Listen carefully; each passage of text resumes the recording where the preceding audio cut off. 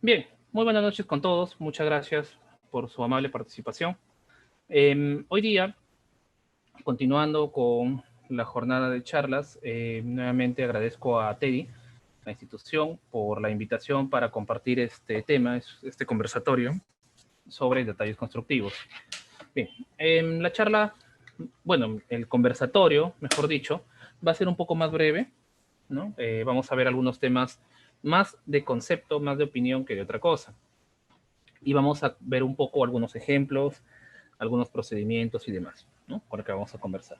Como siempre, les agradecería exponer y compartirnos sus preguntas en el chat.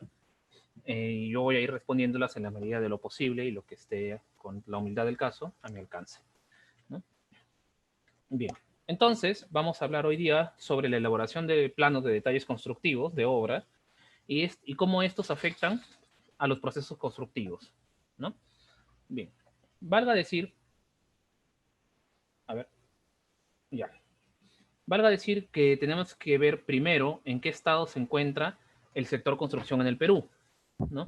Entonces, al igual que otros sectores, ¿no? Vamos a decir las cosas de frente, directamente, no se encuentra en un buen nivel actualmente. Independientemente de la calidad de los profesionales, ¿no? Que siempre estamos en mejora continua, tenemos algunas situaciones por resolver. Y es que la primera es la corrupción. El día de ayer lo conversamos un poco, pero haciendo un mini resumen para los que no nos acompañaron el día de ayer, valga decir que por lo general a los actos de corrupción a gran escala, en la que a veces se ven envueltos algunos de nuestros políticos de turno, casi siempre están involucrados dentro del rubro de la construcción. ¿Por qué? Es aquí la pregunta. ¿Por qué? Uno, ya lo dijimos también, ¿no? Porque las obras de infraestructura son visualmente atractivas al momento de repartir votos, ¿no? Al momento de pugnarse los electores, ¿no? Por eso el famoso hace obra, roba pero hace obra, o yo hice tal cosa, o yo haré tal cosa, ¿no? Entonces ahí hay un tema a nivel proselitista muy interesante. Sin embargo, también la construcción mueve mucho capital, mueve mucho dinero, y a diferencia de otras actividades no menos importantes, eh, pero que son, digamos, más concretas en cuestión de complejidad, ¿no? La construcción se presenta como una de estas actividades donde tenemos que hacer muchas, pero muchas actividades, muchas, pero muchas partidas y una diversidad de acciones y personal tan grande que es complicado para una persona de afuera que no tiene acceso a la información hacer un monitoreo, hacer una auditoría adecuada. Estamos hablando desde el punto de vista social, ¿no? Por ejemplo, vamos a ponerlo de esta forma. Si yo digo que voy a comprar 100 escritorios para una oficina, para una institución pública, y digo que cada escritorio me ha costado 1.000 soles, entonces definitivamente algo me llama la atención. Porque si bien es cierto, yo no sé armar un escritorio, pero sí sé más o menos cuánto cuesta un escritorio, ¿no? Entonces ahí sé que puede haber una sobrevaluación. Sin embargo, en la construcción, al haber tantas partidas, ¿no?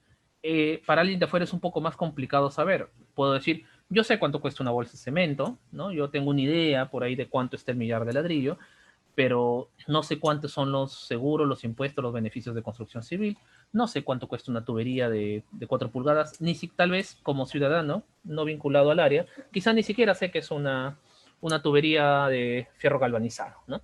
Entonces, esta condición se presta a que sea uno de los rubros más atractivos para la corrupción. Entonces, desde el momento que aparece este criterio dentro de una industria, definitivamente la tergiversa, la ruina, porque hay alguien interesado en forzar a que se hagan más obras, quizás de las que se necesitan en cierto sector.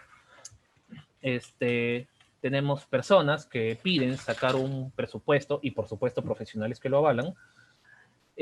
Tenemos, vamos a llamarlo de esta forma, entre comillas, profesionales o empresarios que avalan estos actos, estas coimas, esta corrupción, restándole calidad a los productos, ¿no? A la obra finalizada, afectando a todo el pueblo, ¿no? Entre otras cosas, ¿no? Sobredimensionando metrados, sobrevaluando costos, etcétera. O sea, um, las variables son infinitas, en realidad. El punto es que tenemos un alto grado de corrupción dentro de la construcción. Y este es el primer punto por el que tenemos que empezar, ¿no? Porque va a ser muy importante para lo que vamos a conversar hoy día.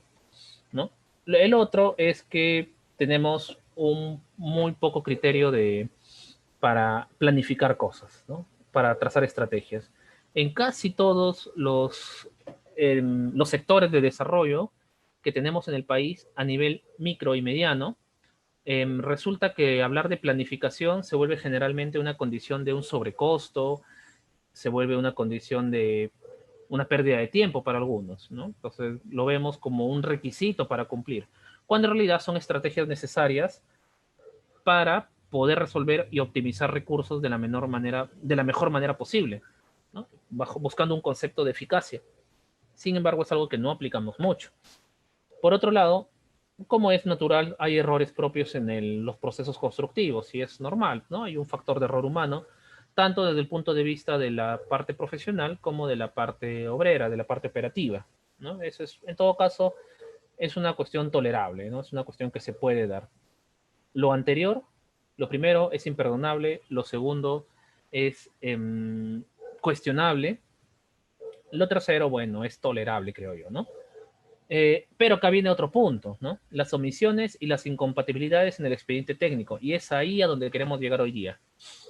Generalmente, ¿no? Nosotros en la construcción basamos todas nuestras obras, nuestros proyectos en función de los expedientes técnicos, es decir, del proyecto documentado, el proyecto real. Ojo, sobre todo un comentario que va dirigido a los amigos que todavía estamos estudiando o estamos recién egresando, etcétera. Cuando hablamos de proyecto, de expediente técnico, nos referimos al documento completo, o mejor dicho, al compilado de documentos completos, que termina ¿cuándo? Cuando nosotros ya tenemos todos los pormenores necesarios para construir algo. ¿A qué quiero llegar con eso? Que a veces decimos, aquí está mi proyecto y resulta que solo consiste en planos, entonces con eso no puedo construir. Si me dices que el proyecto solamente son los planos arquitectónicos, también con eso no podemos construir.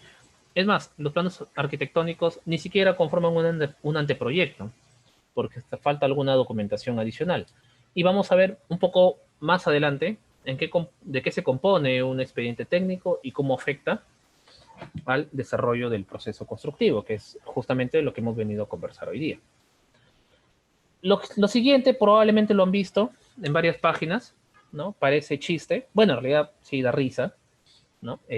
Sin embargo, es una realidad muy continua, muy frecuente, perdón, en nuestro medio, en el medio latinoamericano. Desconozco si es frecuente en otros sectores, pero por lo menos lo vemos mucho en el Perú, lo vemos mucho en México. Entonces, acá yo ya no sé si primero se hizo lo de la izquierda, ¿no? Y se dibujó mal y el operario de construcción se lo tomó muy literal y lo construyó como la derecha, o lo construyeron tal vez así nada más, digamos de manera irregular, y para una declaratoria o algo así hicieron el gráfico de la izquierda, que es, no sé, sencillamente no sé, pero el punto es que al final el producto resultante es, eh, es inútil, ¿no? Así de frente, es inútil. O sea, ahí hay una inversión de dinero que no sirve para nada, que probablemente van a tener que votarse, quién sabe qué tanto, y hacerse de nuevo. O dejarse ahí y representar capital muerto, ¿no? Entonces, eso es una realidad que tenemos que conocer en nuestro país. Entonces, si hablamos de la situación de la construcción, vamos a señalar algunas cosas. Primero, tenemos un bajo nivel de innovación y especulación en el proceso constructivo, en el aspecto constructivo.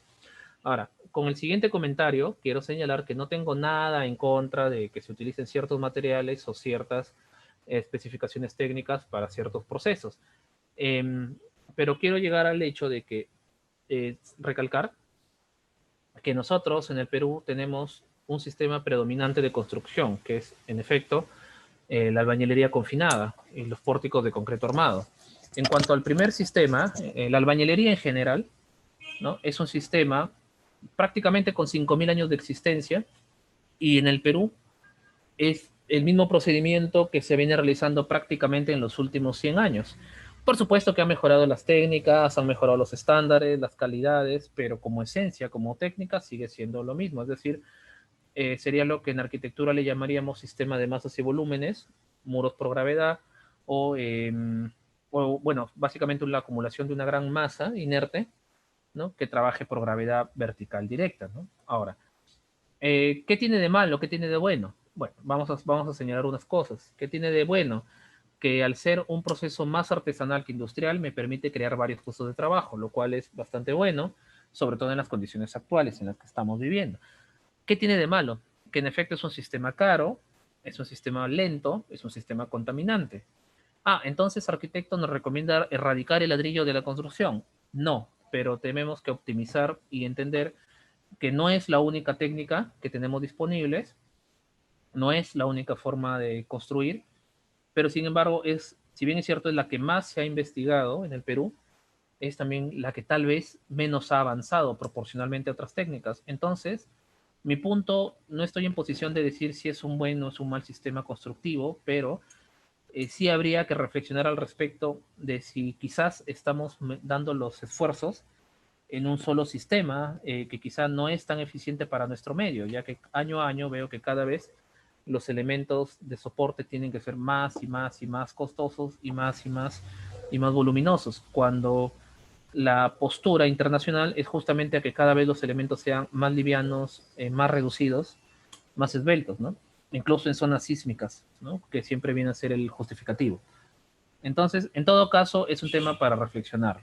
Ahora, ¿en qué afecta el tema de lo que estamos hablando al sistema constructivo? ¿Qué tienes con la albañilería, con el concreto armado? Bueno, que justamente, vamos a ver más adelante, que frecuentemente cuando nosotros queremos sustentar la elaboración de un proyecto, ¿no? Empezamos, entre algunos de los requisitos tenemos que considerar los detalles constructivos. Y vamos a explicar por qué para algunos profesionales es más fácil utilizar algo que ya existe, que ya está, para hacerle un copia-pega. Ojo, no estoy hablando del profesional investigador, sino estoy hablando del profesional proyectista y constructor, por si acaso, ¿no? A veces opto por tomar algo que ya está hecho, ya está puesto, y simplemente copio-pego, porque es más rápido, ¿no? Entonces, copio detalles, copio especificaciones, copio costos unitarios, etcétera, etcétera, ¿no? Entonces, ¿qué es más sencillo? Sí. ¿Qué es más rápido? Sí. ¿Qué es lo más adecuado? Vamos a ver, ¿no? Vamos a ver. Porque yo no veo entonces, por ejemplo, o sea, sinceramente yo no veo muy eficiente el hecho de construir una estructura para levantar provisionalmente otra estructura, ¿no? Estoy hablando del encofrado, ¿no? Para vaciar una losa de concreto que tiene más peso, más carga de la que es capaz de soportar como sobrecarga, ¿no? Entonces, creo que son aspectos para reflexionarlos. Y además, luego de realizarla, además hay que ponerle una, dos, tres y hasta cuatro capas de acabado, de recubrimientos, de revoques. Y ese mismo sistema que se utiliza para un edificio de 50 pisos, se utiliza para una vivienda de un piso. Entonces, ahí creo que por lo menos en la de un piso deberíamos estar viendo opciones de más eficiencia, más eficientes, perdón, ¿no? Bien, ese es un tema más de reflexión que de otra cosa. El otro punto es que tenemos también un bajo nivel de compromiso del profesional de campo con la investigación. Ahora, cuando hablamos de profesional de campo, ahora sí, en efecto, estamos hablando eh, del profesional ejecutor de obra, del constructor, ¿no? Entonces son muy pocos, muy pocos, los que se dedican justamente a investigar, a explorar nuevas técnicas en laboratorio o en campo, ¿no? Generalmente esto lo dejamos al profesional docente, al profesional de laboratorio, que de la misma manera, por lo general, o no tiene mucha experiencia de campo o ya se retiró del trabajo de campo. Por supuesto, no estoy generalizando, pero estamos hablando de una condición que se da frecuentemente y reitero nuevamente un tema para reflexionar. Por otro lado, tenemos en este caso también un poco compromiso del profesional teórico en el campo pragmático, es decir, el profesional teórico vendría a ser el proyectista, vendría a ser, perdón,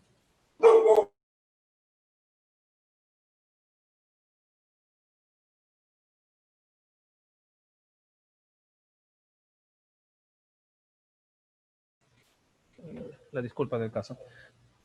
Cuando hablamos del profesional teórico, nos referimos tanto al profesional proyectista como al docente, ¿no? En este caso también tenemos, los proyectistas pecamos a veces, ¿no? De ser excesivamente teóricos y poco prácticos en los planteamientos. Entonces resulta que más de una vez, ¿no? He encontrado observaciones en proyectos propios y ajenos donde hay algunas propuestas muy interesantes y la pregunta del ejecutor es, ¿y de dónde vas a sacar mano de obra que haga esto? ¿O de dónde vas a conseguir estos materiales? ¿O no vale la pena pagar flete para traer algo que no venden acá en la ciudad? O sea, tenemos que adaptarnos a lo que tenemos en la ciudad, ¿no? Claro, y la respuesta podría ser, pero ¿cómo va a haber en la ciudad si nadie lo pide? ¿No? Entonces, claro, pero nadie le pide porque no hay. Entonces se hace ese círculo vicioso, ¿no?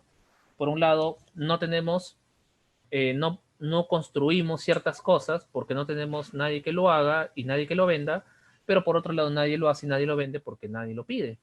Y nadie lo pide porque nadie lo propone. Entonces se hace nuevamente ahí un círculo, ¿verdad? Bueno, finalmente, ¿no?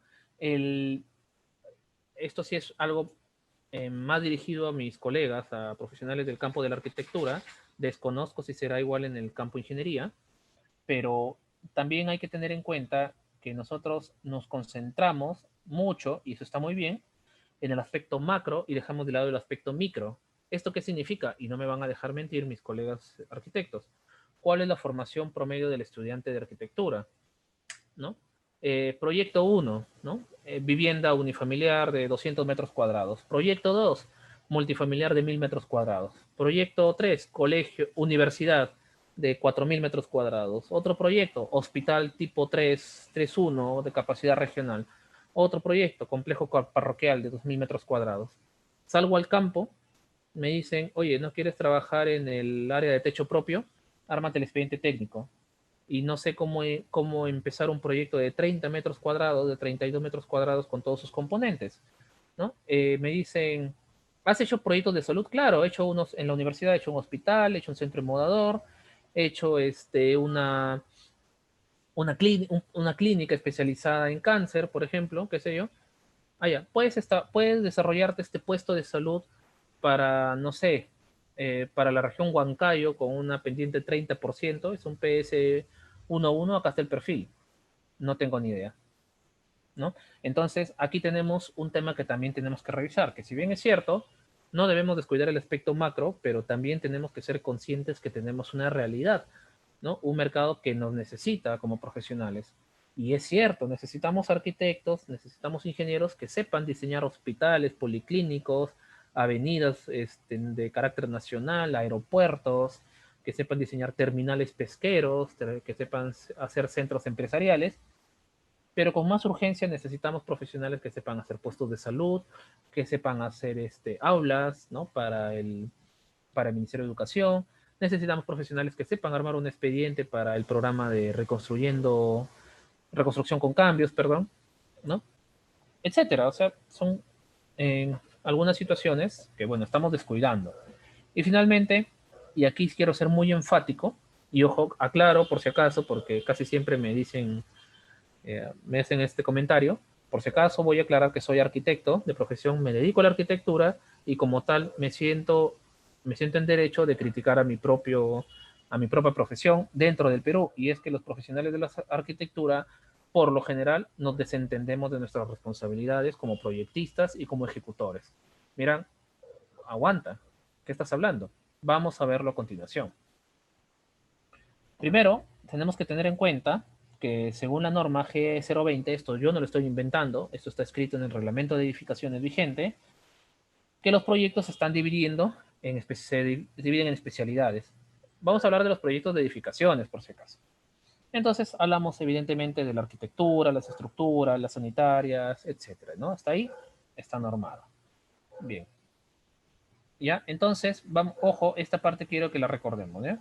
¿En qué se trata la arquitectura? Perdón, la especialidad de arquitectura, ¿no?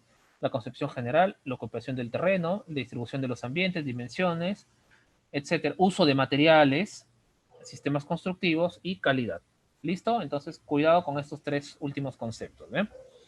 Bien. Ahora, algunas malas prácticas de los proyectistas, y esto lo hablo en general. La primera, la más frecuente que yo encuentro, es que a veces olvidamos que el proyecto va a ser construido, ¿no? Es decir, dibujamos, dibujamos, dibujamos, y a veces dibujamos cosas que a veces no tenemos ni la menor idea de cómo se va a construir. Y saben dónde más cuenta me doy de esto. Ya ayer hemos hablado de los sistemas BIM, por ejemplo, me dedico a desarrollo de proyectos con metodología tridimensional. Entonces a veces algunos alumnos o colegas me preguntan, oye, ¿tú manejas Revit, tú manejas Archicad? Me le digo, sí, ¿qué te puedo ayudar? Mira, quiero hacer este planteamiento, pero no sé cómo modelarlo en el programa. Le digo, ya dime cómo lo vas a construir. No, no sé, pero ahorita yo lo que quiero es modelarlo. Le digo, pero si no lo sabes, si no sabes cómo lo vas a construir, cómo te voy a decir cómo lo tienes que modelizar en el proyecto? O por otro lado, te lo pongo de esta manera, si ni siquiera sabes cómo construirlo en un 3D de computador aquí sentado, ¿cómo, cómo vas a saber cómo construirlo en la vida real? ¿No? Entonces, por ahí empezamos algunas cosas. ¿Cuál era el punto? Era una planta de un edificio en forma de H y tenía las cubiertas de dos aguas inversas, es decir, en lugar de formar un triángulo con la cumbrera al centro, era una V, ¿no? Que formalmente se veía interesante desde el punto de vista arquitectónico, sí, pero el amigo no sabía cómo estructurarlos, porque además tenía unas luces grandes, etcétera, etcétera, ¿no? Entonces el punto era en el encuentro, en las esquinas, ¿no? Ahí teníamos que poner limatestas, limaollas, una serie de situaciones bien interesantes formalmente, pero si yo no tengo la idea de cómo lo voy a estructurar, cómo lo voy a construir, cómo lo voy a trasladar, entonces definitivamente el proyecto es impráctico. Entonces, si voy a construir un techo, entonces, bueno, yo al menos empiezo a diseñar de arriba para abajo.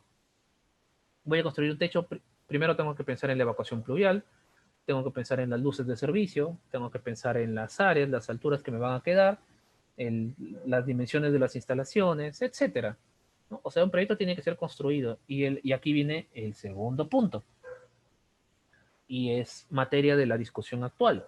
Y es que muchos de nuestros profesionales, técnicos, dibujantes y demás consideran que los detalles y las especificaciones técnicas son un requisito para presentar, no una necesidad. Lo mismo conversamos ayer.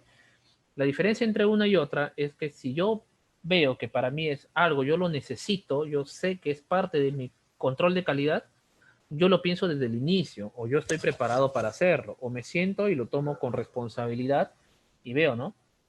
Bueno, si estoy planteando un nuevo tipo de puerta, ¿no? Por ejemplo, bueno, evidentemente voy y hago un detalle de esta puerta.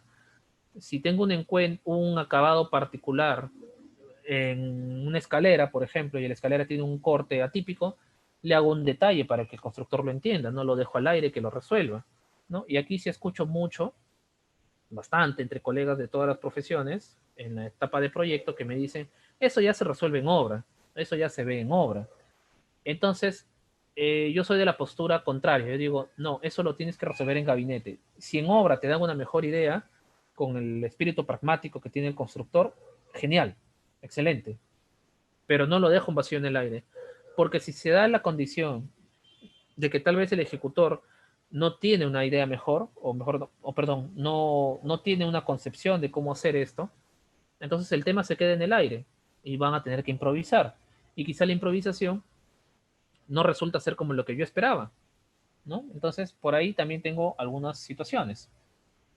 Volverse repetitivo, y esto sí recuerdo que la he sufrido mucho en mi etapa de practicante, de dibujante en mis primeros años, y lo que pasa es que a veces en la facilidad, como ya tenemos una base de datos, cuando queremos hacer algo nuevo, el responsable del proyecto nos dice, no, ya no estés cambiando cosas, ya tenemos algo hecho que funciona, que ya está probado, que ya está metrado, ya tiene su costo, ya tiene todo, entonces úsalo el que ya tenemos, ¿no? Ya no estés. Pero acá quedaría mejor esto. Sí, puede ser, en otro proyecto lo hacemos que tengamos más tiempo y nunca llega el proyecto con el que tenemos más tiempo, ¿no? De hecho, para poder empezar a hacer proyectos en los que yo consideraba mantener un balance entre el pragmatismo y el nivel de innovación que quería aplicar, tuve que independizarme y abrir mi propia oficina, ¿no? O sea, a ese nivel. Que por supuesto no dudo que haya equipos que sí hacen un trabajo excelente, pulcro, con todas las innovaciones del caso, ¿no? Pero vamos a ser honestos, son escasos, ¿no? Son muy pocos. Y esto ya lo hemos visto también, ¿no? Cuando empezamos a aplicar condiciones de copiar y pegar especificaciones y detalles de otros proyectos, ¿no? O sea, decimos, tenemos una base de datos, ya, vamos a decirlo con todos sus nombres, con todas sus letras, ¿no? Necesitamos detalles. ¿A dónde recurrimos? Bibliocat. Descárgame del Bibliocat. ¿Qué hacemos? Ya pones los archivos gratuitos, descargas y eso lo adaptas a tu proyecto. O sea, incluso conozco colegas, o sea, no estoy inventando, conozco colegas que son capaces de modificar su proyecto para que se ajuste el detalle, ¿no? Que ya tienen descargado.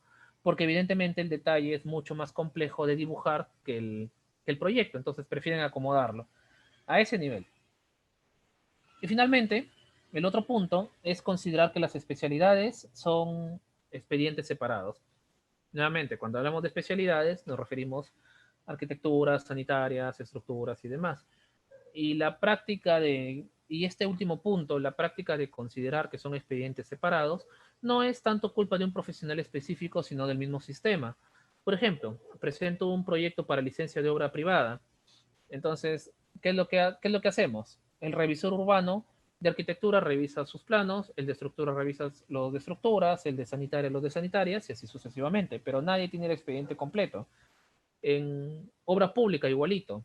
Presentamos a gerencia de obras o gerencia de proyectos o subgerencia, según el caso, y cada uno, el expediente lo dividen y lo mandan cada pedazo por cada lado, ¿no? Incluso planos se van por un lado, con sus metrados, sus especificaciones, y todo lo demás se va por ahí, ¿no?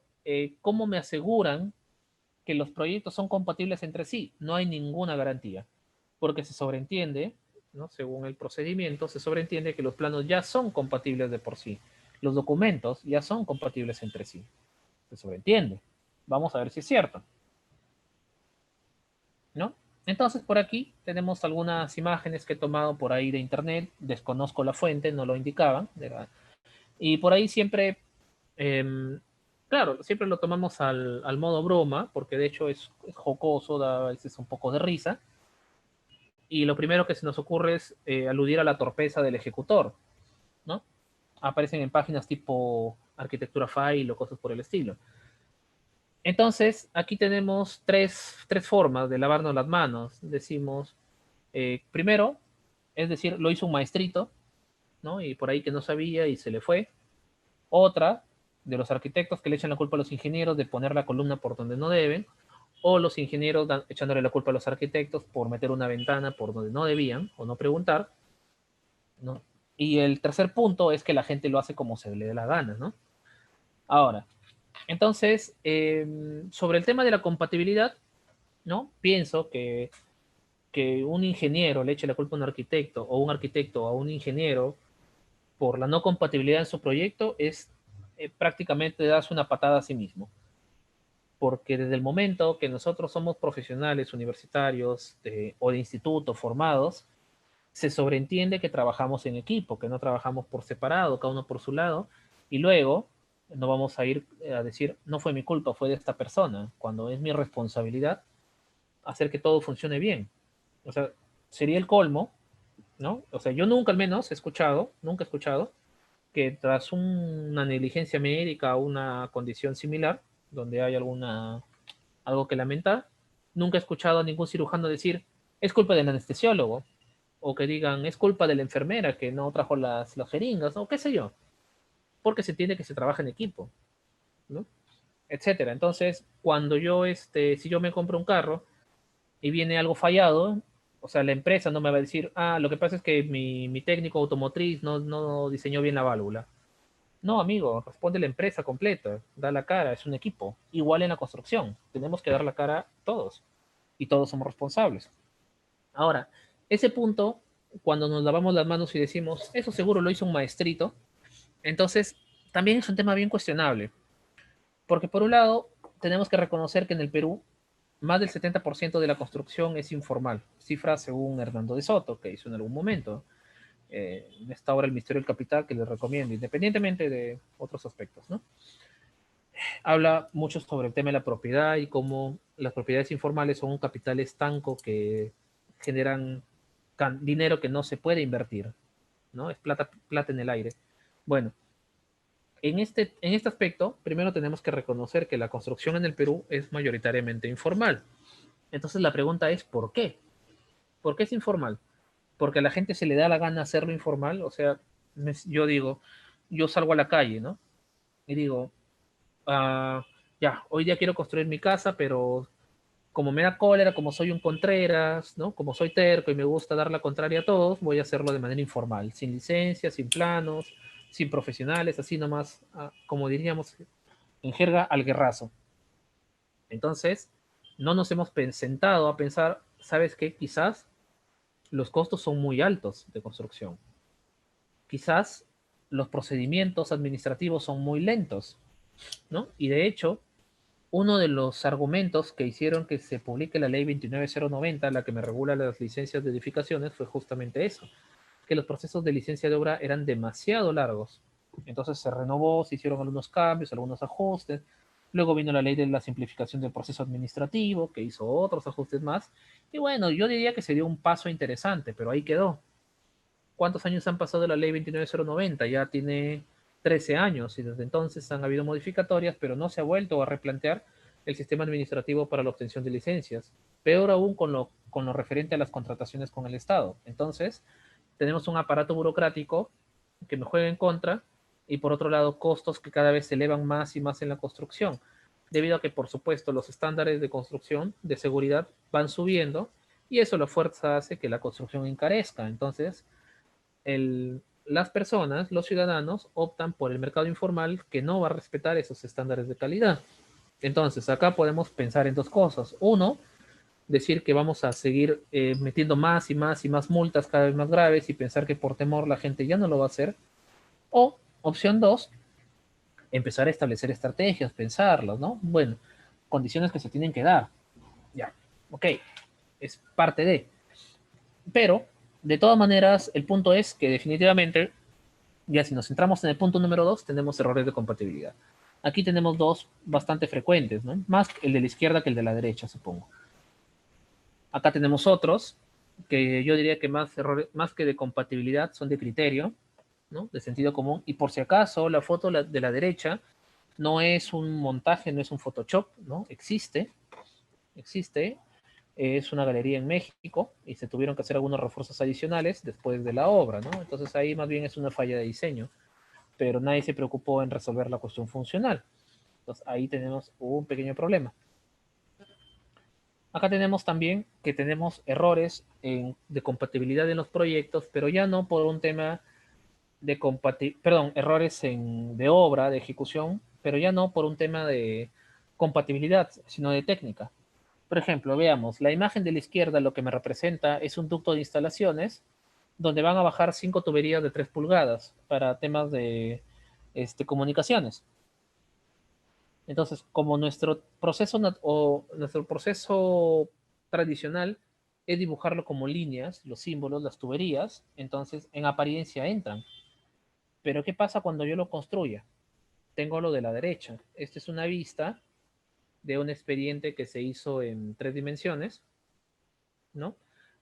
Para darles dimensiones reales a estas líneas y esto es lo que obtenemos. Conclusión, si se construyera en la vida real, sencillamente las tuberías no entrarían, ¿no? Y tendríamos que replantear el ducto, tendríamos que mover tuberías, cambiar el sistema, etc. Y evidentemente ponerla una delante de la otra es inviable, ¿no? Porque ojo que hay un accesorio por ahí. Entonces, este tipo de problemas se dan frecuentemente.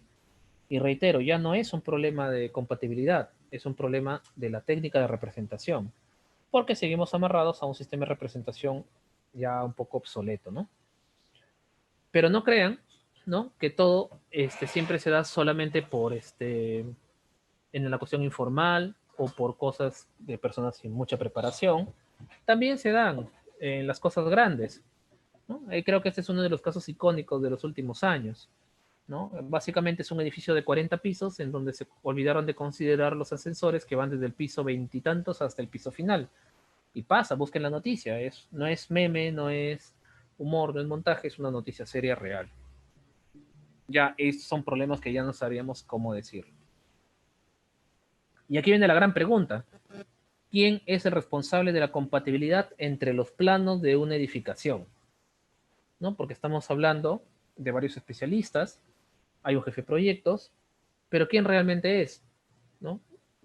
Casi siempre hay algunos arquitectos e ingenieros que se culpan mutuamente de los problemas en una edificación, ¿no?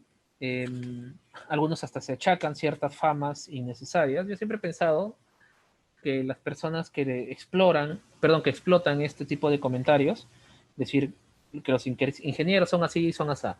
Los arquitectos son así y son asá. Este tipo de personas son las que nunca han trabajado en campo real, ¿no? Me parece, yo quiero creerlo, ¿no? Porque realmente es un trabajo compartido en la construcción.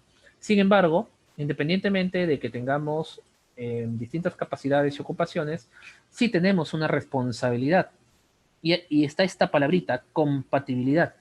Es decir, que todos los componentes del proyecto sean correspondientes y consecuentes entre sí. ¿Y quién es? Nada más y nada menos que el arquitecto. No lo digo yo, ¿no? No lo dice Teddy, no lo dice mi profesor, sino lo dice el Reglamento Nacional de Edificaciones.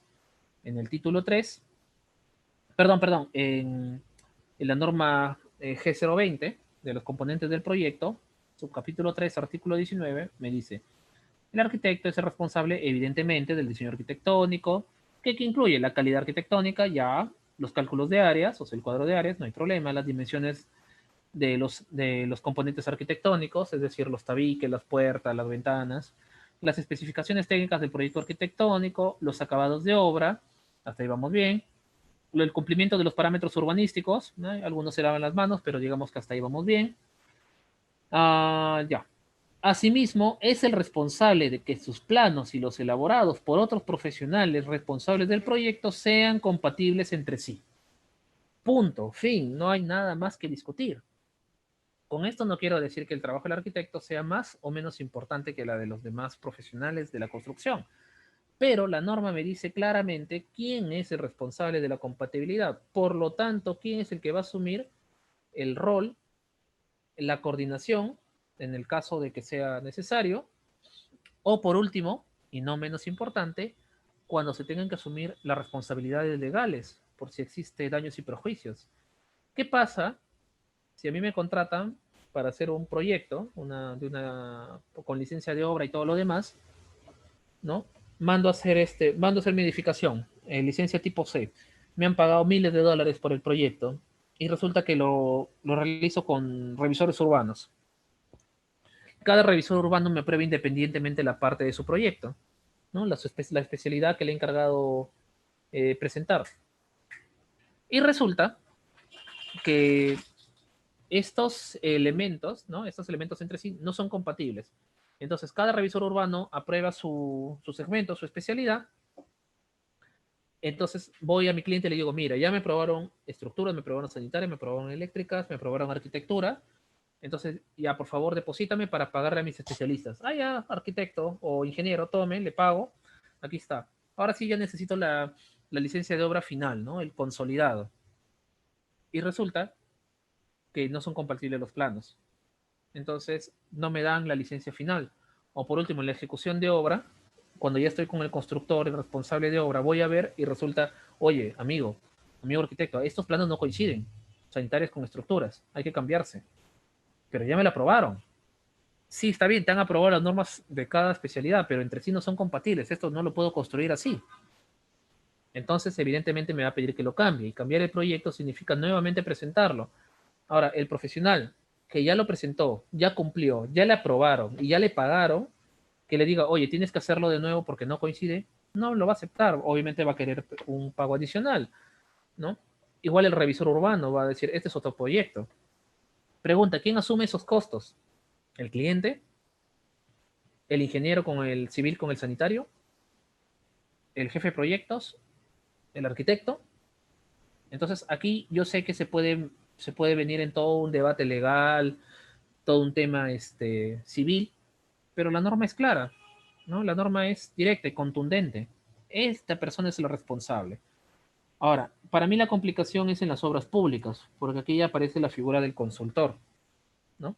Entonces el consultor que vendría a ser el jefe de proyecto, ¿no? Por ley el que hace el contrato y la ley dice de contrataciones con el Estado, dice que el consultor es 100% responsable. Entonces, ¿qué pasa si el consultor no es el arquitecto? Entonces acá genera una condición bien chistosa y algunos me dicen, no, acá te tienes que aprender las leyes para cuando pasen estas cosas. Bueno, personalmente, antes que aprenderme cualquier ley sobre temas penales o civiles, yo prefiero aprenderme este artículo de esta norma y ver qué es lo que me corresponde. Así que amigos, colegas, arquitectos, estudiantes, mucho cuidado, cuidado con lavarse las manos. Aquí tenemos un tema muy clarito, muy específico. Y seguimos con la base normativa. Esto sí lo vamos a pasar rapidito nada más, porque me imagino que ya queremos ver los ejemplos prácticos. Entonces, ¿qué me dice la ley de contrataciones con el Estado? En sus definiciones, que el expediente técnico, ¿no? Es un conjunto de documentos que tiene memoria descriptiva, especificaciones técnicas, planos de ejecución de obra, metrados, presupuestos, bueno, todo esto lo conocen. Sin embargo, estos elementos de aquí, la memoria, especificaciones, planos de ejecución y análisis de precios unitarios, están incluidos dentro de los detalles constructivos, ¿no? Están acá. Entonces, aquí vamos a tener cuidado con estos cuatro conceptos. Y dicho sea de paso, de los cuatro aquí presentes, dos de ellos, en la mayoría de los casos, los asumimos como requisitos de presentación, como para copia-pega, ¿no? Entonces, también son dos documentos que los pasamos, como se dice, por agua caliente. Entonces, cuidado nuevamente. ¿Qué más tenemos? Entre otras cosas, que los proyectos deben permitir que el constructor cuente con todos los elementos que le permitan estimar el costo de la edificación y posteriormente ejecutarla sin contratiempos. Entonces, ¿qué es lo que pasa con los planos, por ejemplo, perdón, con los proyectos de obras privadas donde solamente presento planos y no tengo obligación de presentar detalles constructivos, ¿no? Entonces, incluso planos que ni siquiera me indican acabados, ¿no? Y decimos, bueno, el acabado que lo ve el cliente, decimos por ahí. Pero sin embargo, el tipo de elección de acabados sí me puede determinar un costo brutal en la estimación del costo de la edificación, ¿no? Entonces, nuevamente acá tenemos un tema de detalles, ¿no? Que tenemos que tener en cuenta. Bueno, esto ya lo vimos. Por otro lado, también el Reglamento Nacional de Edificaciones me dice, en resumen, que la diferencia entre un anteproyecto arquitectónico y un proyecto de arquitectura incluye los planos de detalles constructivos. Aquí está. Es decir, este cuadradito de acá me dice que el detalle constructivo no es un antojo, no es una opción, no es algo que si quiero lo presento, si no quiero no lo presento, o si es que creo o no conveniente, es algo que tiene que estar ahí, ¿no? Porque finalmente, ese es otro de los puntos que a veces no queremos decirlo, pero los planos, recordemos que son documentos legales, son documentos técnicos. Desde el momento que va una firma y un sello, los planos adquieren calidad de declaración jurada. Entonces, todos los componentes inscritos en el proyecto deben ejecutarse en la forma en que están indicados, salvo recomendación y consulta del ejecutor de la obra, ¿no? Entonces, en resumen, yo presento mis planos como proyectista. Si el ejecutor no los hace y la obra sale mal, yo como proyectista digo, bueno, yo no tengo responsabilidad aquí porque no está ejecutando mi proyecto según mis planos. Pero si sale mal ejecutándolos, ahí sí tengo un problema, ¿no? Ahora, ¿qué pasa cuando el ejecutor hace cambios que no necesariamente se ajustan a mi proyecto? Si están en mis planos, yo me lavo las manos y digo, bueno, mi proyecto está, el ejecutor está tomando decisiones por su cuenta, yo no tengo responsabilidad en esto, pero recomiendo que se rectifique y se ajuste el proyecto, ¿no? Que es lo que se está presentando. Pero ¿qué pasa si el constructor me dice, bueno, yo tomé esta decisión porque sencillamente no habían los planos donde yo vea tal o cual condición? Y generalmente nos olvidamos de los detalles. Por ejemplo, nos olvidamos de indicar algunos detalles tan graciosos como el encuentro de una cisterna con las zapatas o los cimientos, o el detalle de cómo pasan, si las tuberías de desagüe, por ejemplo, deben pasar por arriba o por debajo de los sobrecimientos, por arriba o por debajo de las vigas de cimentación. A veces no lo tomamos en cuenta y a veces incluso hasta se atraviesan, ¿no? No sé si han visto fotos que circulan en internet con perforaciones que le hacen a la viga de concreto para pasar tuberías, lo cual es una brutalidad, pues, ¿no? Disculpando la palabra. Por eso es que encontramos columnetas, mochetas para tuberías que bajan en medio de una ventana o al lado de una ducha o incluso al costado de una puerta, ¿no? Tenemos acceso de 60 centímetros a veces porque no hay de otra, etcétera, etcétera, etcétera, ¿no? Además que el hecho de elaborar los planos de detalles constructivos también me da más visión como profesional de diseño para tomar en cuenta algunos aspectos que me haya olvidado, ¿no? Yo creo que siempre he comentado que el hecho de una buena forma de ¿cómo es la palabra? Sintetizar lo que yo aprendo en campo es dibujando detalles constructivos, ¿no? Es una buena forma de ordenar la información, sintetizarla, buscar una forma más práctica en la calma de la oficina, ¿no? Porque a veces en campo tenemos que dar soluciones rápidas, ¿no? En cambio, en oficina es un poquito más cómodo, un poquito más tranquilo para sentarnos, reflexionar y buscar una solución más adecuada. Bueno, vamos terminando esto con el tema teórico, el tema de los planos. Ya eso ya lo conocemos, que contiene un plano, es un documento técnico y legal que contiene información gráfica y textual que me tiene que indicar sobre las dimensiones de los elementos constructivos, las ubicaciones, especificaciones técnicas, dimensionado y anotaciones explicativas cuando sea el caso. Entonces los planos se dividen en tres categorías. Los orientativos son como para tener alguna referencia sobre algo. Los indicativos, es decir, los que digo, tiene que ejecutarse de esta forma, sí o sí, tiene que hacerse. Y los de carácter legal, ¿no? Que son básicamente los que van a registros públicos, a Poder Judicial, temas de seguridad con las Fuerzas Armadas, etcétera, ¿no? Porque ya tiene otras características, ¿no? Ya tienen otras condiciones, ¿ya? Y dentro de los planos, obviamente, tenemos especialidades, los planos de arquitectura, de estructuras, sanitarias, eléctricas, ahí se me cruzó el efecto, de gas, para seguridad, comunicaciones, aire acondicionado, etcétera. ¿Por qué vale señalar esto? Porque acá quisiera que tengan en cuenta dos puntos. Mientras más especialidades tengamos en un expediente técnico, más posibilidad de incompatibilidad entre planos, porque son más personas trabajando, más gente, más planos, más probabilidad de error. Porque mientras yo estoy diseñando, es evidente que yo voy a ir haciendo cambios a mi proyecto. Y mientras yo esté haciendo cambios, la otra persona no lo va a saber. Entonces, ¿cómo vamos a tener esa garantía? Ayer explicamos algunos métodos, ¿no? Pero eso es otra cosa. Los sistemas BIM son otra cosa. Y mientras más complejidad tenga el proyecto, más posibilidad de que me olvide de algo. Mientras más variedad de partidas, más cantidad de elementos, más atípico sea el proyecto, más probabilidad hay de que me olvide de hacer cosas, ¿no? Entonces, hasta acá lo indicado es simplemente para señalar eh, que tenemos una condición en la construcción, ¿no? Que no está libre de errores, ¿no? No está libre de omisiones, no está libre de incompatibilidades, pero que sin embargo las técnicas, las herramientas siempre las hemos tenido así, aquí, a la mano. Solamente que a veces por malas praxis decidimos tomar algunos caminos un poco más sencillos y terminamos haciendo más daño que bien. El problema, mis amigos, es cuando estas malas praxis se convierten en algo generalizado, en algo cotidiano.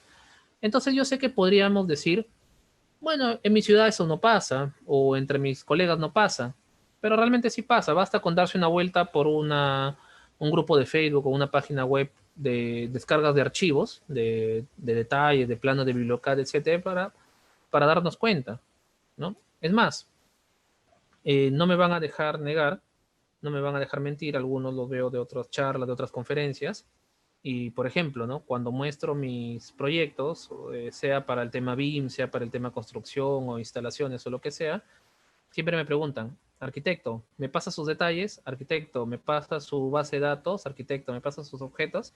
Y le digo, bueno, te los paso para referencia si quieres, ¿no? Yo no tengo ningún problema. Y luego un día haciendo revisión de un proyecto me encuentro mis propias láminas de detalles que me lo mandan de regreso para alguien que me lo presenta como suyo. Y el problema no es tanto en el tema del derecho de autor o esas cosas, porque sinceramente para mí la información es para compartirla, en ese lado normal. Pero ya me purgaron, ¿no? Ya aprendí que no es una práctica sana. ¿Por qué? Porque resulta que este plano que yo había pasado, para citar el ejemplo, era para un proyecto de un centro de, no, sí, una remodelación de un hospital pequeño. Y entre las características del hospital había una sala de rayos X, ¿no? Entonces, por un tema de espacio ya no tenía, bueno, el plotter que teníamos disponible era un formato A1, entonces simplemente acomodamos ya más por flojera y que por otra cosa, los acomodamos todos los planos, todos los detalles en el mismo tipo de láminas. Entonces resulta que había la lámina que se llamaba detalles de cubiertas y falso cielo raso, etcétera, etcétera, que tenía los detallitos estos de las tejas, las cumbreras, las bajantes de aguas pluviales, etcétera, ¿no? Tenía por ahí un par de detallitos más, y eran las especificaciones de cómo debían ser los contrazócalos, los boleados de pared y encuentros de los muros de revestimiento de la sala de rayos X, estas que van con las planchas de plomo y el revestimiento de varitina. Entonces hasta ahí normal. Ahí quedó. Quizá la torpeza fue no ponerle en ese momento en el plano de cubierta y detalles de sala de rayos X, ¿no? Quizás ese fue el error. Entonces pasó mucho tiempo y me traen para revisar un proyecto de un mercado, ¿no? Por cierto, ese proyecto de ese pequeño hospital quedaba en la ciudad de Huaraz, y tiempo después me traen un proyecto de un mercado para la ciudad de Carabamba, acá cerca de La Libertad, en la provincia de Julcán. Entonces resulta que me traen este proyecto que no se ejecutó, y me pongo a revisar los planos de detalles constructivos, entre otras cosas. Y decía, plano de cubiertas, y ahí estaba la sala de rayos X, ¿no? Y le digo, oye, bien interesante tu sala de rayos X en el mercado. ¿De qué se trata? Ah, no me di cuenta, se me ha ido. Es que me lo pasaron. Ah, se lo pasaron, ¿no? Cualquiera se da, aunque sea el trabajo de quitarle el logo del membrete, ¿no? Porque incluso estaba el logo de mi oficina, ni siquiera, solamente le habían cambiado los nombres y le habían presentado tal cual.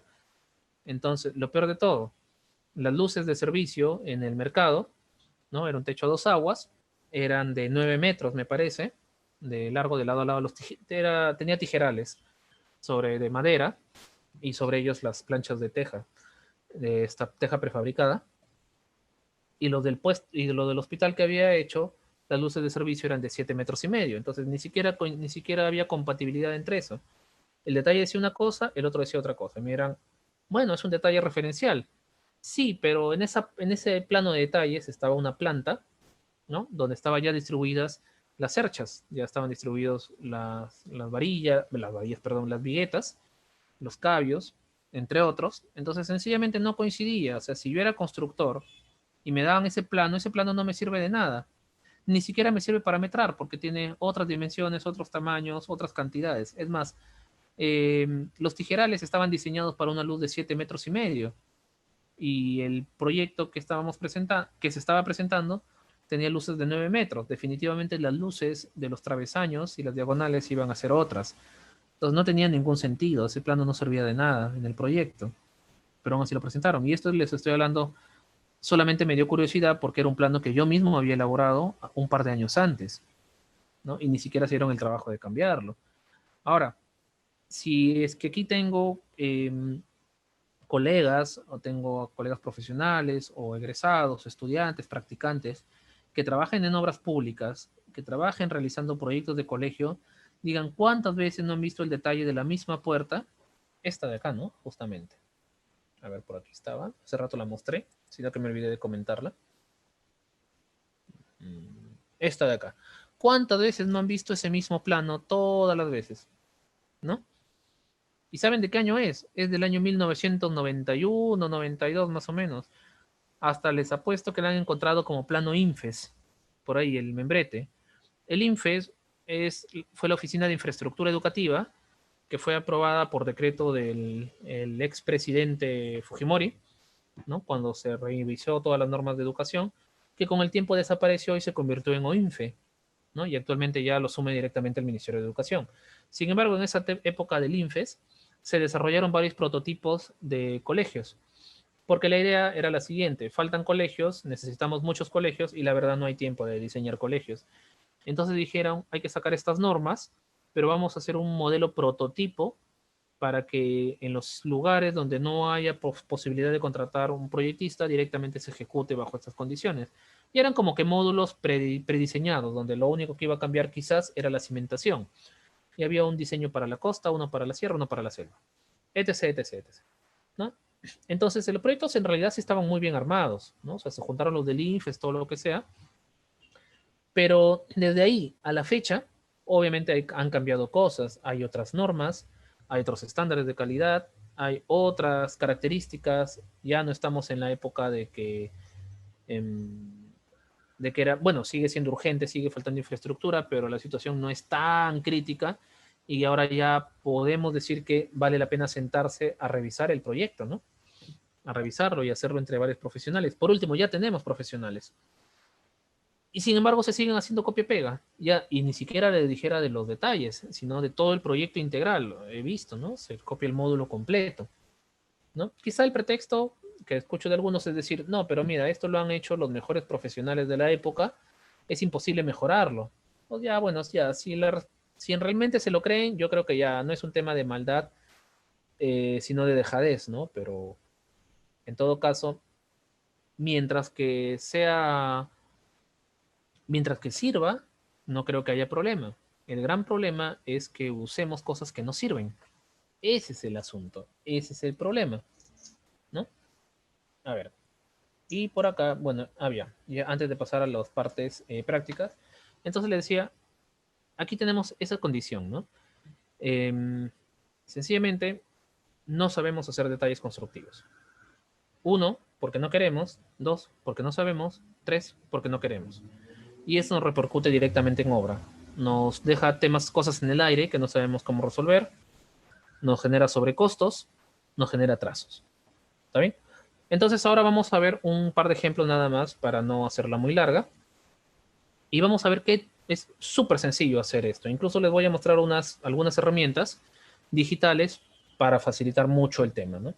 Vamos a ver aquí rapidito, a ver un par de preguntas que han dejado por acá. Bueno, más de un par de preguntas. Por aquí, a ver. Nos dicen, por ejemplo, la tecnología como equipos mecanizados que operan la misma labor que un peón operario para el centro de ladrillos, entre otras actividades. Bueno, por acá nos comentan, ¿no? Que tenemos, ya existen equipos mecánicos, ¿no? Que ya realizan labores como el asentado de ladrillos, incluso los terrajeos. Seguramente han visto uno que parece compresora, que sirve para revestir paredes, ¿no?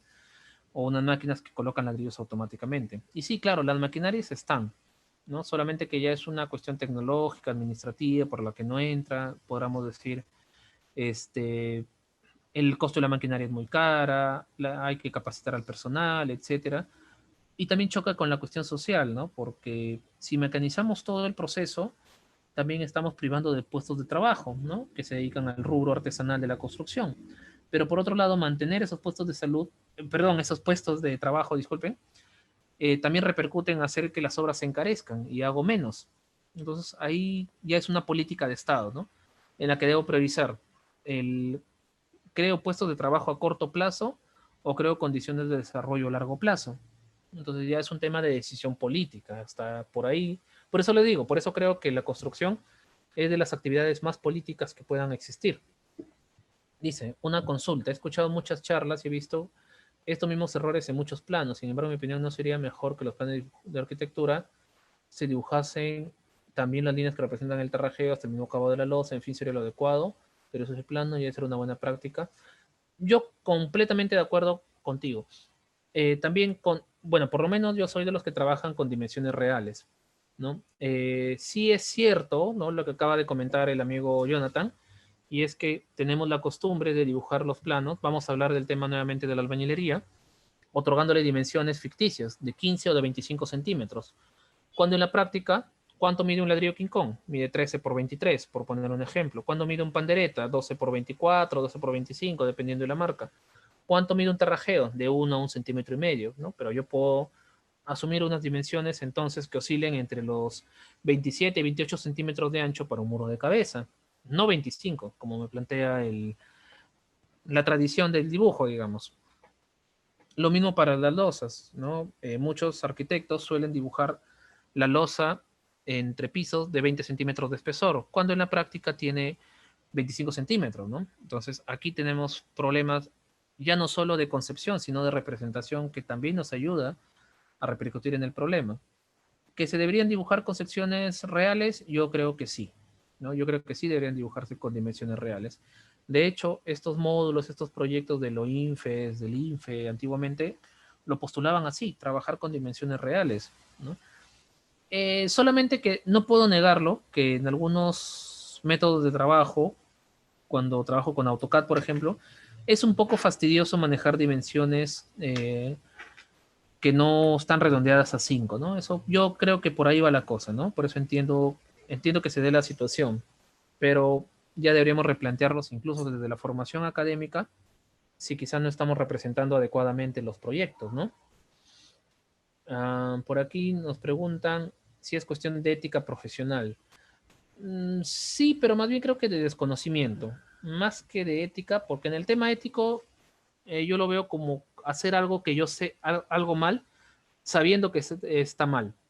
Por ejemplo, si yo copio el proyecto de otro colega, digo, bueno, sí sé que está mal, pues, ¿no? O sea, sé que está mal hacerlo, entonces ya es un tema ético. Pero, sin embargo, si desde la universidad me han enseñado a hacer copia-pega de detalles, entonces ahí tengo un problema, ¿no? Entonces ahí ya no es, no, me están dando a entender que es una práctica generalizada o que es así como se hace, ¿no? Entonces ahí ya no es un problema ético, es un problema formativo, ¿no? Dice por acá, si bien en todas partes se conforman un expediente técnico, son sumamente para su elaboración. Bueno, el tema de presupuesto es un todo, ¿no? El, el tema siempre, bueno, el tema de presupuesto siempre va a ser el punto más delicado, el punto más crítico de cualquier construcción, porque construir es caro. Entonces, bajo esas condiciones, bueno, yo lo veo de esta forma. Si a mí me dan un contrato para una construcción de una obra privada, entonces yo mis colaboradores, como quieran llamarles, a mis asistentes, como sea, mis elfos, esclavos, no sé, como quieran decirles, yo les imparto la siguiente reflexión. La persona que nos está dando este contrato no nos está dando dinero, nos está entregando en nuestras manos, en nuestra responsabilidad y criterio, los ahorros de toda su vida. Esta persona ha pasado de muchas privaciones, ha dejado de lado muchas cosas para ahorrar este dinero y con eso concretar el sueño de su vida, ¿no? Quizá esta persona quería tener su casa propia a los 30 años, no ha podido, ha tenido que esperar 30 años para hacerlo y quiere dejarle a sus hijos esta propiedad. Quiere ver crecer ahí a sus nietos, quiere verlos corriendo, quiere tener su mascotita, en fin, ¿no? O sea, es hasta noble, es hasta bonito el sentimiento que genera saber que alguien nos está encargando esta labor. Y lo mínimo que deberíamos hacer a cambio es dar el máximo posible por hacerlo lo mejor que esté en nuestro alcance. En ese sentido, creo que un expediente incompleto, un expediente copiado, un expediente tergiversado no encaja en esa condición, ¿no? Escucho a algunos colegas que me dicen, sí, pero pagan poco, pues. Bueno, si te parece que pagan poco, no lo aceptes, amigo mío. Te aseguro que siempre por ahí va a haber algún profesional que acepte hacerlo por menos dinero que tú y hay otro que no va a aceptar hacerlo por por la cantidad que tú estás haciéndolo, ¿no? O sea, no te preocupes por eso, solo déjalo de lado. Pero si lo vas a asumir, hazlo bien, hazlo lo mejor que puedas, ¿no? Y bueno, no es parte de. Ahora, y claro, se amarra nuevamente con otro tema. Yo le preguntaría, ¿y por qué te parece que es tan, por qué te parece que es tan poco lo que te están pagando esta persona por tu proyecto?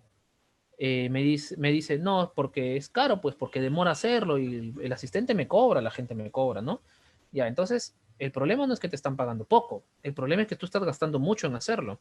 Entonces, quizá el tema no es que la gente te debe pagar más, el tema es que tú debes optimizar tus flujos de trabajo para evitar gastar demasiado, ¿no? Por ejemplo, vamos a verlo de esta forma, ¿no? Entonces, tú estás poniendo tu restaurante, ¿no? Sacas tu carta de platos y todo lo demás. Así de sencillo, mi amigo. Si vendes cosas que están muy, muy caras para el sector donde estás trabajando, vas a cerrarlo. Ahora, si quieres abaratar costos sin restarle calidad, entonces la única opción viable es optimizar tus procesos de trabajo, ver otras opciones, otras alternativas, otras técnicas. Así de sencillo.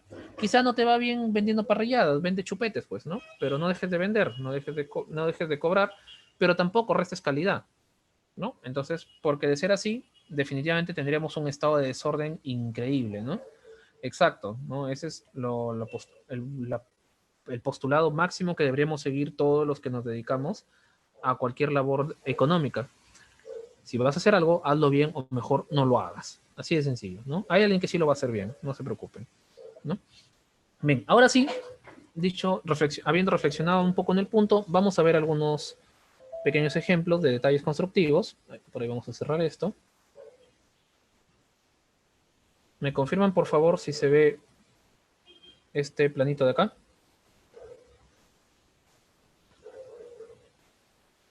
Ya. Si yo lo muestro así, estoy deliberadamente ocultando los textos. ¿Qué me dirán que es?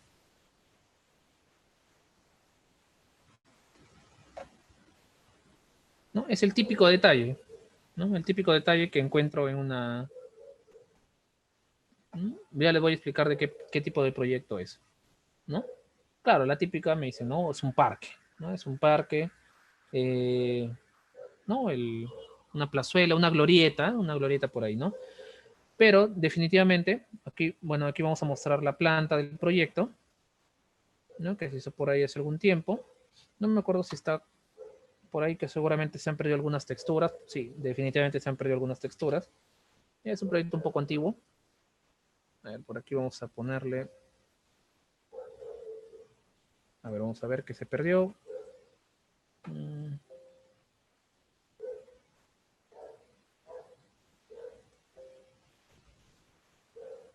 Sí, hay algunas cositas que se han perdido, pero bueno.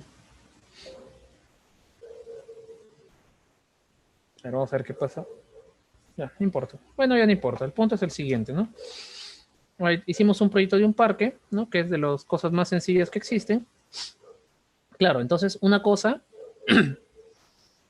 es así, ¿no? Yo lo presento en planta, ¿no? Y digo, acá está mi parque, está bonito todo lo que sea, pero ahora, ¿qué altura tiene? ¿Cómo se ve? ¿Qué se hace? ¿Cómo está? Etcétera, ¿no? No sé. Ya, bueno, para eso tienes tu corte, digo, ¿no? El de toda la vida, ¿no? Abres tu corte y ahí lo miras bonito, ahí quedó. Y si quieres, lo ves en el 3D. Entonces, el típico justificativo es, lo ves en 3D y suficiente. Entonces, aquí tenemos más que un tema de concepto, un tema de técnica. Si me doy el trabajo de hacer mi planta, en mi dibujo de la planta a mano, bueno, perdón, manualmente, en un AutoCAD, me doy el trabajo de hacerlo el 3D en otro programa. Entonces, ¿por qué los detalles? No aprovecho y de una vez los presento, ¿no? Porque agarran y me presentan solamente esto de acá, la planta y el techo. Y ya está. Ahí se acabó. Y con esto no entiendo nada. Sin embargo, ya digo, ya, ahí está el corte. Ya está. Ya lo presenté, ya está todo ok. Sin embargo, no se imaginan lo poderoso que puede ser un detalle en tridimensional, por ejemplo, ¿no? Mostrando este tipo de encuentros. Siempre lo muestro porque fue uno de los proyectos de carpintería más interesantes que he elaborado hasta ahora, ¿no? Dos. Y lo más interesante es que cuando ustedes lo trabajan en un entorno tridimensional, con un software, es mucho más sencillo elaborarlo que dibujarlo uno por uno. Especialmente porque cuando ya lo tengo en 3D, ¿no? Es mucho más fácil interpretarlo, el proyecto, ¿no? Por ejemplo acá, disculpando los colores, que bueno, ahí se me han perdido una textura, ¿no? Ahí es mucho más fácil interpretar y entender algunas cosas. Por ejemplo, aquí vamos a poner otro.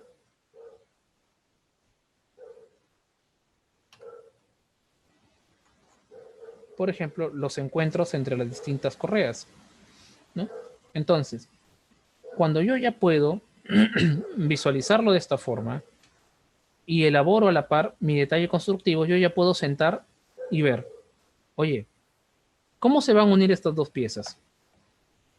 ¿No? Entonces, le cortamos un pedacito a la madera en la parte de arriba y lo anclamos, ¿no? Lo hacemos como una especie de, ¿cómo se llama esto? Como una especie de Lego, ¿no? Pero el problema es que le debilito la sección a este travesaño, ¿no? Lo clavamos, pero ¿cómo lo vas a clavar? Pues no hay dónde, no hay de dónde lo clavarlo acá. Otra, le hago unas perforaciones, pasan unos tarugos y entran a presión. Ya, si fueran estos dos solitos, sí, pero esta vigueta tiene que entrar entre la otra viga del costado, ¿no? Entonces, ¿cómo hacer los dos al mismo tiempo? La solución que optamos en oficina fue trabajarlo con unas platinas, ¿no? Soldadas y empernadas.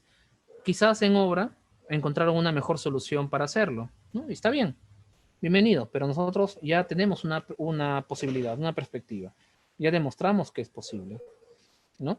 Ahora, ¿qué tipo de elementos voy a considerar en un plano de detalle constructivo? La respuesta, o mejor dicho, la pregunta que me hacen, ¿qué tipo de elementos o qué información debo consignar en un plano de detalles constructivos? Hasta el último tornillo, yo digo, bueno, puedes poner una referencia con eso, pero en todo caso, el punto es, cualquier cosa que incida que pueda incidir en el costo en caso de no estar especificado, tiene que especificarse.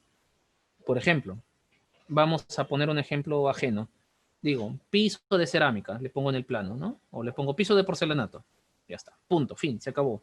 Ahora pregunta, ¿todos los porcelanatos cuestan igual? ¿Todas las cerámicas cuestan igual?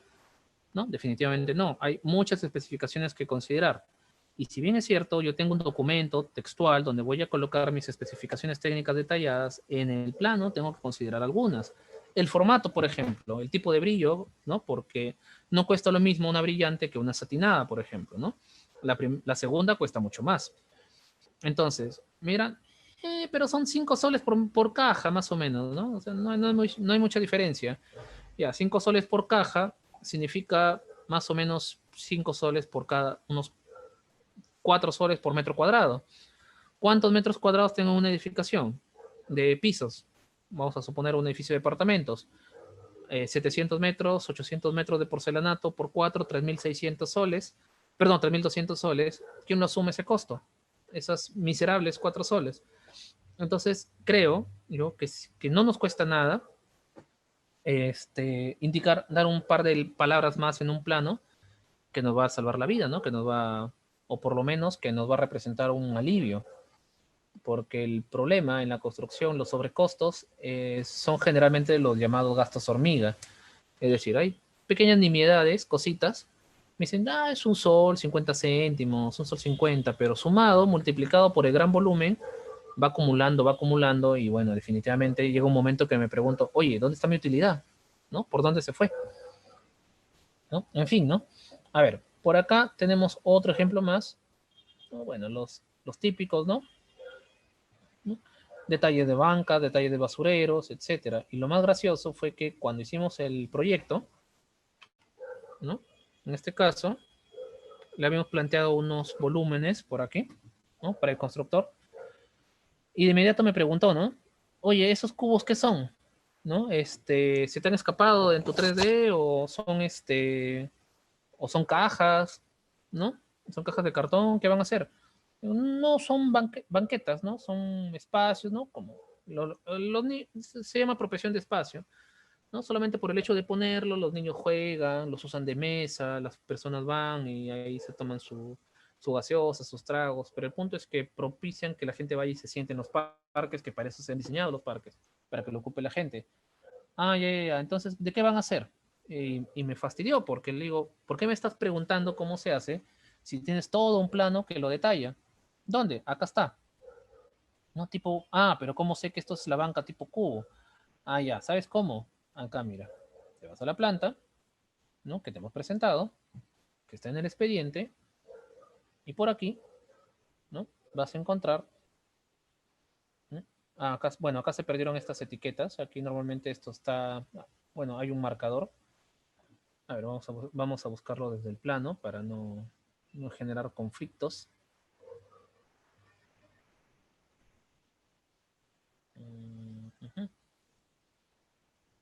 Planos, planos, planos.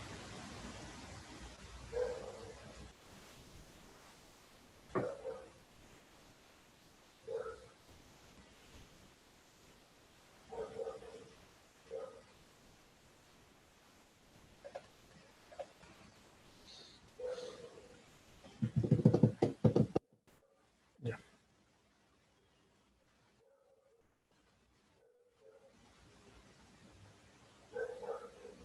A ver, ya va cargando, va cargando, va cargando, ya ahí está. ¿No? Entonces, acá se colocan, ¿no? Unos marcadores que por lo general es un símbolo que prácticamente ya ha desaparecido, ya no se estila mucho, ¿no? No porque sea obsoleto, sino porque ya nos olvidamos de que existe. Entonces, básicamente acá me dice que es el número del detalle y en qué plano lo encuentro. Entonces, la persona que está viendo esto viene, se va al plano A07, que era el ejemplo, y dice, el detalle 4. ¿Cuál es el detalle 4? Es esta lámpara de acá, ¿no? Una luminaria, perdón, esta luminaria de aquí, ¿no? Entonces, de esta manera, yo tengo que tener una consecuencia entre todos mis planos, lo que está indicado en las plantas, con los detalles, y evidentemente en los metrados, en las especificaciones técnicas, tengo que incluirlo. Si estoy planteando una malla, por ejemplo, realizada íntegramente con bambú, ¿no? Tengo que indicar cómo va a ser, ¿no? El armado, tengo que indicar cómo van a ser los empalmes, tengo que indicar cómo van a ser las costuras, entre otros, ¿no? Y por supuesto, no es cosa que se me ocurre solamente, voy y reviso, ¿no? La norma de bambú, reviso los sistemas constructivos, etcétera, etcétera, ¿no? En fin, ¿no? A ver, vamos a ver de otro proyecto que hay por ahí. Aquí tengo el famosísimo de un colegio. Y quizá el, el plano más conocido de detalles o el más utilizado es el famoso detalle de puertas y ventanas. Ese que le decía que siempre se copia del INFES, ¿no? En nuestro caso decidimos desarrollarlo nosotros mismos, ¿no? Porque me parecía que era un poquito confuso el sistema para los tiempos actuales, ¿no? Porque, bueno, los que lo han visto ya me pueden entender, ¿no? Se hace por secciones, por pedacitos y se une, ¿no? Entonces, ¿qué es lo que voy a indicar acá? Bueno, en este caso tenía dos puertas que eran iguales, simplemente cambiaba el ancho, entonces dije acá, hago el mismo detalle y acá le pongo la L, en este caso, o sea, el ancho de la puerta, ¿no? Está indicado en el cuadro de vanos. Me aplica para la P1 y para la P2. Lo mismo, el alto también cambió, no me acuerdo cuánto variaba, creo que 10 centímetros nada más. Y entonces le indico acá que la distancia entre estos elementos, que son los anclajes de la puerta, va cada cierto tramo de la altura, ¿no? En todo caso ya lo indiqué. Reitero, si el constructor con su experiencia cree que es demasiado o es insuficiente, ya queda a su criterio, ¿no? Pero en todo caso ya tengo un sustento ahí, ¿no? Para considerar, perdón, para demostrar que yo lo he considerado. ¿Y qué cosas debo colocar acá? Si tengo bisagras, obviamente tengo que indicar de qué tipo, de qué calidad y de qué tamaño, ¿no? Porque si solo le pongo bisagra, ¿no? Y me toca uno de esos constructores medio usureros, de los que, los que le quieren sacar el jugo hasta el IGB, ¿no? Agarran y me ponen unas bisagras de 3x3 de aluminio, ¿no? Sin menospreciar a nadie, pero de esas que me traen de China, ¿no? Que parecen de latón, por ejemplo. Y me dice, bueno, acá me decía bisagra, pues, ¿no? Y yo estoy colocando lo que tú me das acá. Oye, pero te estoy poniendo un precio de referencia. Ah, bueno, pero yo las encontré más baratas, ¿no? Entonces, si no me das especificaciones, yo no sé. En tu plano no dice qué tipo le tengo que poner y en realidad no me puedes obligar a ello, ¿no? En fin. Además, ¿se cae o no se cae? No, no se cae, pero la calidad no es la misma, pues la vida útil es mucho menor. Ah, pero no se cae, ¿no? En ningún lado de tu especificación has puesto que tiene que durar tanto tiempo o cuánto tiempo. Y yo sé que ustedes dirán, oye, ¿qué tienes contra los constructores? No son así, que no sé cuánto, pero realmente sí he conocido de todo y todo. Proyectistas de todo tipo y constructores de todo tipo, ¿no? Otra, el tipo de madera. Obvio, tengo que indicar acá el tipo de madera con la que voy a trabajar. Y esto es una de las omisiones frecuentes en los planos de construcción y es el tema del recurso. Porque agarro, por ejemplo, y veo, por todos lados siempre veo puerta de cedro, madera cedro, madera cedro, madera cedro, madera cedro, por todos lados. Y yo mismo he pecado de eso en algún momento. Y de ahí un día un amigo me dice, oye Mario, pero la venta de cedro está restringida ahorita. Eh, como por 3 años ya no se va a permitir la comercialización de cedro en el mercado formal. No puedes poner eso, hay que buscar otra cosa. Ah, caray, ¿y con qué otra madera podemos trabajar? Bueno, el atornillo tiene un acabado no tan bonito, pero está el espingo, pues tienes la palisangre, ¿no? En fin, ¿no? caoba, no, pues no te pases, la caoba incluso hasta cárcel tiene por la comercialización, etcétera. Entonces, uy, yo no sabía eso, me dirán. Bueno, pero eso justamente esa es la aventura del ser proyectista.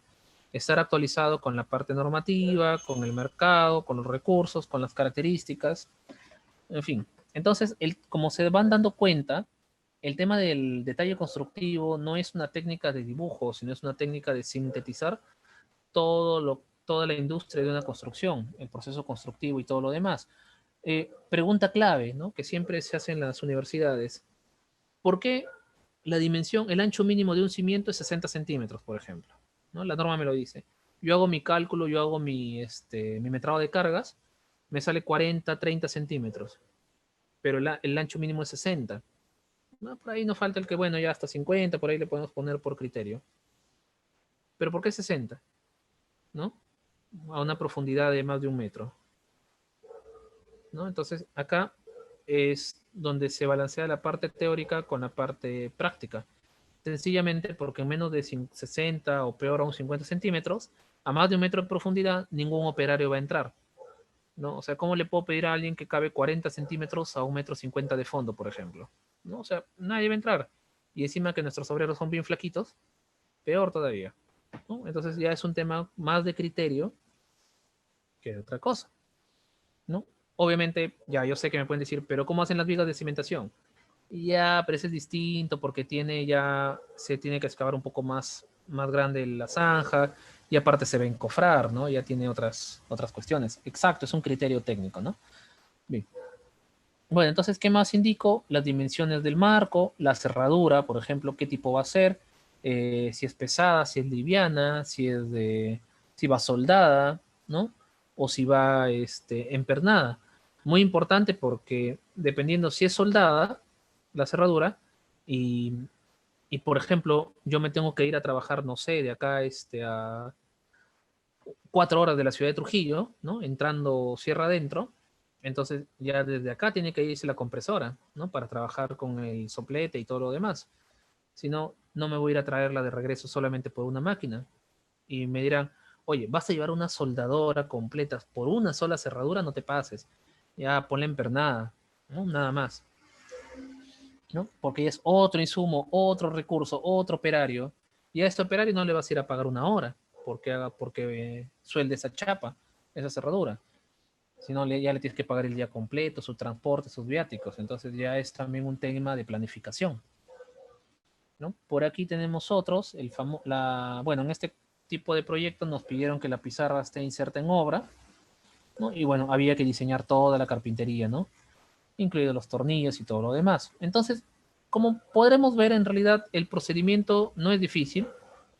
Básicamente representar algo en una escala más grande, detallar los elementos constructivos, eh, perdón, detallar los elementos de la que está compuesto y generar cortes, cortes, cortes por todos lados, ¿no? Que me demuestren los anclajes, cómo estos elementos se insertan dentro de la obra construida, dentro de la obra fija.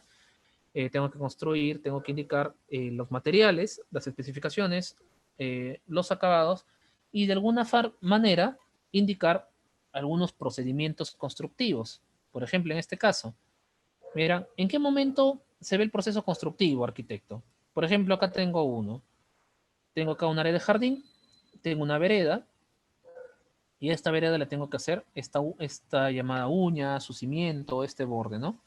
Y al costado tengo un sardinel, pero el sardinel es un poco más alto, ¿no? Y por ahí, como este sardinel un poco en otro tramo tenía otros detalles más complejos, se tuvo que colocar armado, ¿no? Con una pequeña varilla de refuerzo.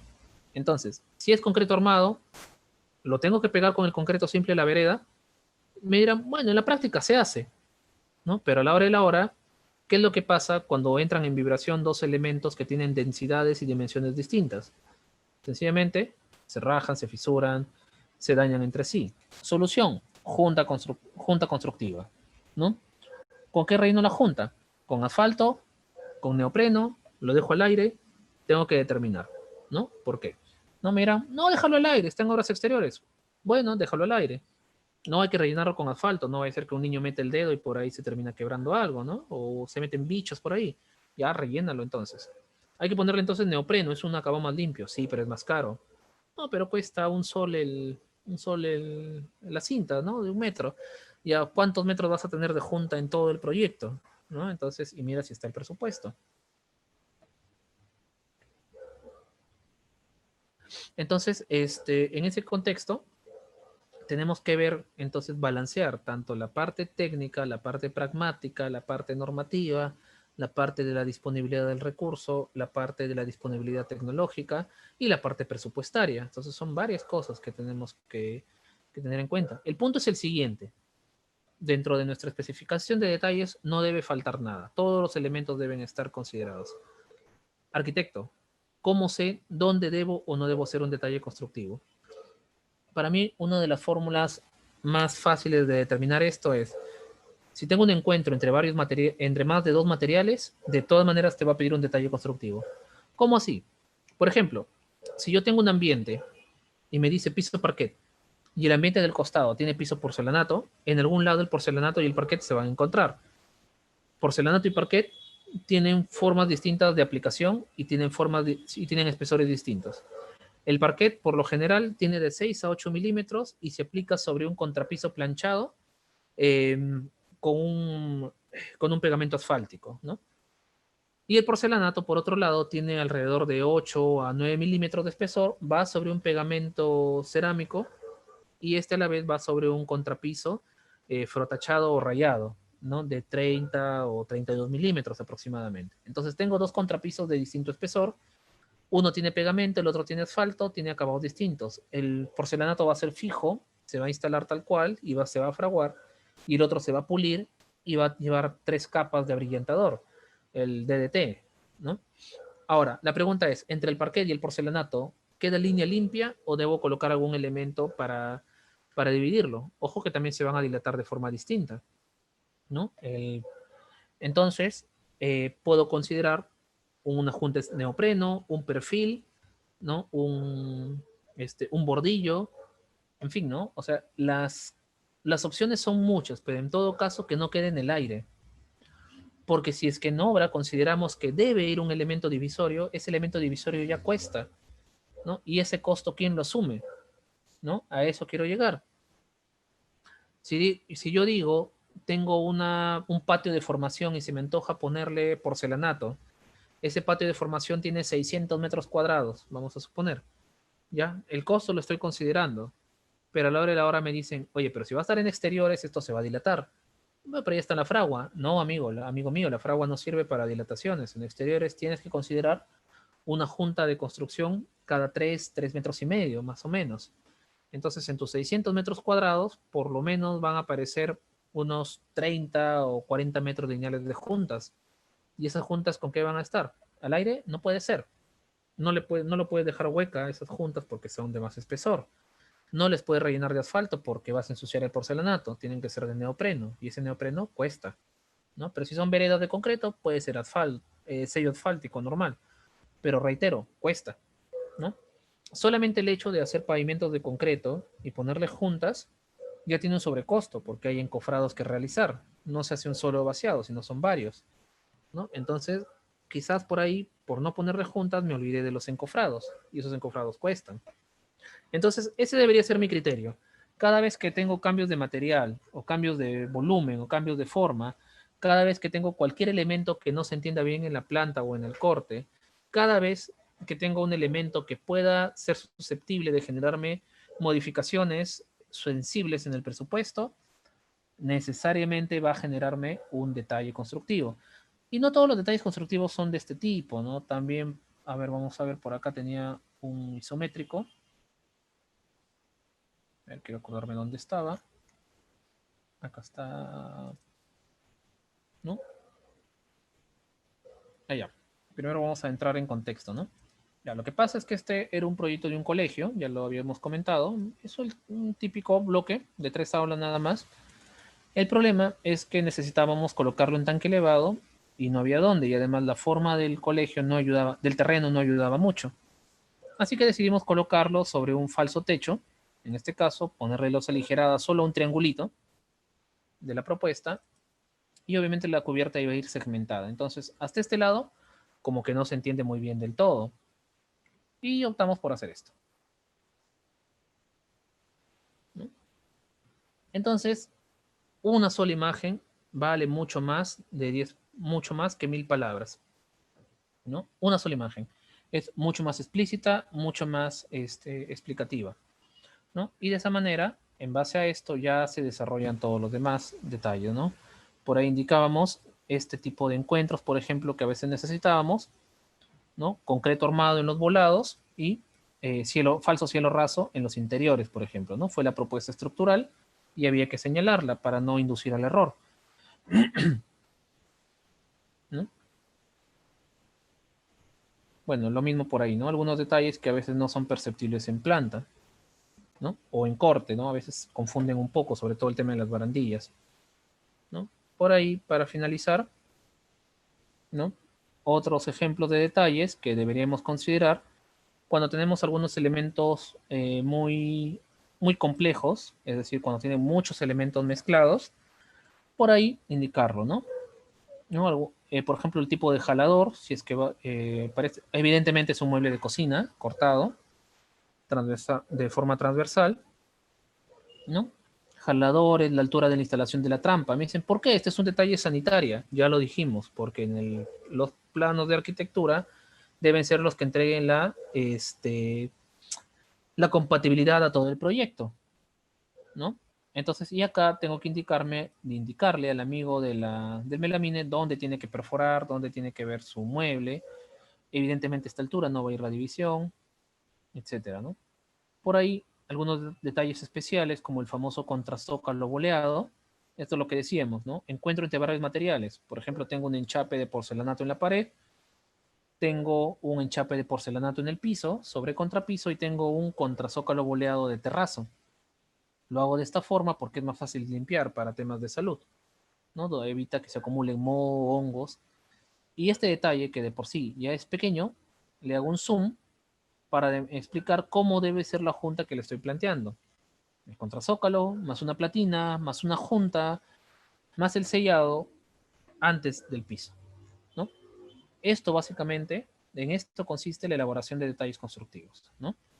Es básicamente son zoom para verlo en mayor tamaño, en mayor calidad, las características propias del proyecto, etcétera, etcétera, etcétera.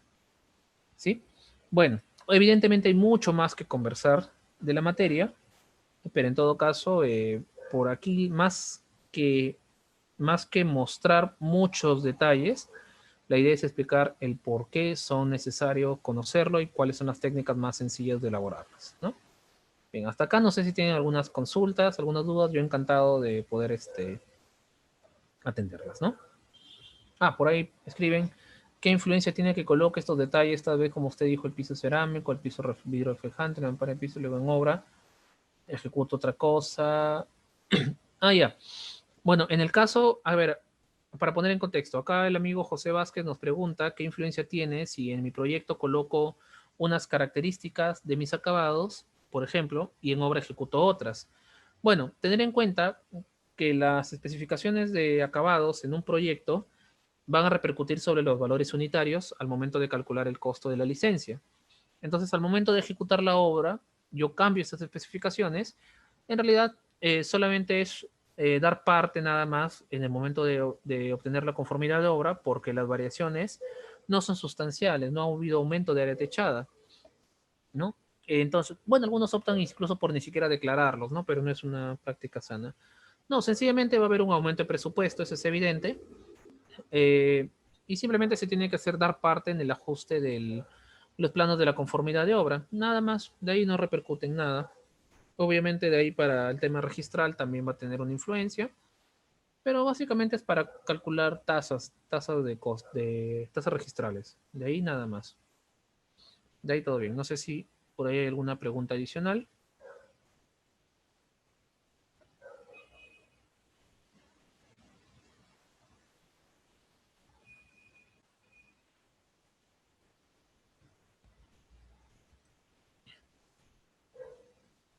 A ver, por ahí hay una pregunta interesante. El cliente siempre va a ver el aspecto visual porque es lo que le presentan. No quiero que se malinterprete, pero no, definitivamente. O sea, reitero, en este caso, cuando hablamos del detalle constructivo, del expediente técnico, siempre nos tenemos que referir a un todo, a un todo.